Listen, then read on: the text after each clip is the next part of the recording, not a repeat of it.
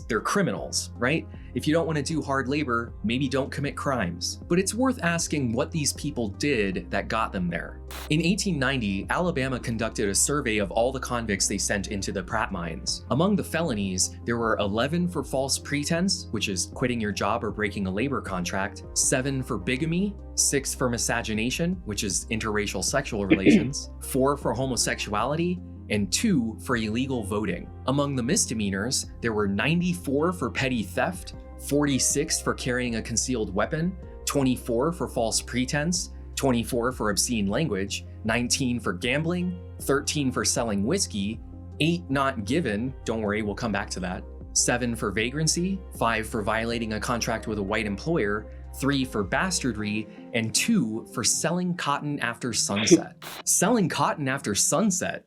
I thought this was America. How could the time of day affect the legality of the free exchange of goods and services? It didn't. After sunset was code. Whenever you see that, just substitute it with the phrase, for black people. This is how sundown towns worked, because they obviously couldn't pass a law explicitly stating that black people weren't welcome. They had to make it a crime to just do something after sunset. These sunset laws are still on the books in many places. You'll often find them on lists of the weirdest laws from every state. It really changes your perspective when you find out what these crimes actually were. Carrying a razor in your pocket, walking along a railroad, or quitting your job. I've literally done all of those things, and I would never expect to go to prison for them. You probably noticed while going over that list that there weren't any violent crimes. People were being sentenced to hard labor for swearing or gambling. John Clark was convicted of gaming on April 11th, 1903. The usual punishment would have been 10 days of hard labor, but because of court fees, that was extended to 114 days.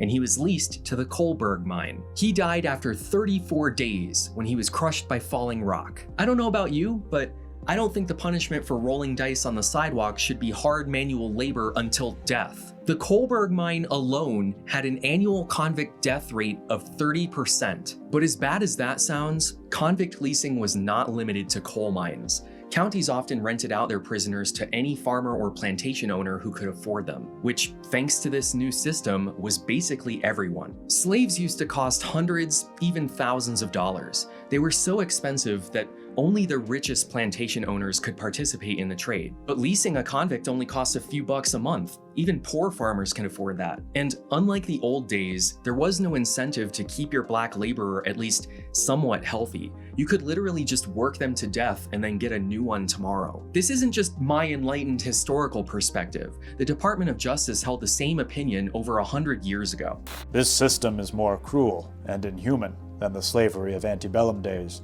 Since then, the master conserved the life and health of the slave for business reasons, just as he did that of his horse or mule. But now the master treated the slave unmercifully, and with the sole object of getting the greatest possible amount of labor out of him. Moreover, a convict costs but a few dollars, while a slave used to cost several hundred. Here's where I need to introduce another important concept known as cannot be paid by the victim. And then it is that one of these slave dealers steps up, pretends to be the friend of the Negro, telling him he will pay him out if he will sign a contract to work for him on his farm. The Negro readily agrees rather than go to the mines, as he is informed he will have to do. His fine is paid, the contract is signed, and the Negro is taken to the farm or mine or mill or quarry of the employer. Placed into a condition of involuntary servitude, he is locked up at night in the cell, worked under guards during the day from 3 o'clock in the morning till 7 or 8 o'clock at night, whipped in a most cruel manner, is insufficiently fed or poorly clad.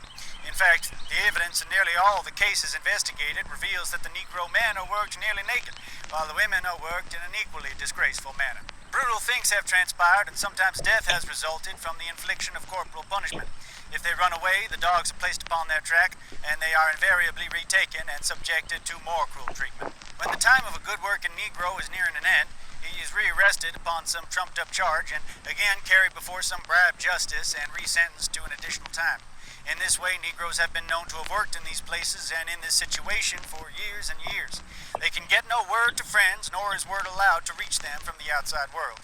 They are held in abject slavery, without any knowledge of what goes on in the outside world. The indictments so far found are based upon some 25 Negro men and women who have been the subjects of these violations. These are some of the most severe instances, but it has been discovered that there are hundreds of other cases.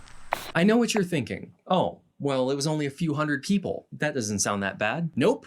In the years after the Civil War, over 800,000 people were caught up in this system. This was one indictment in one county in one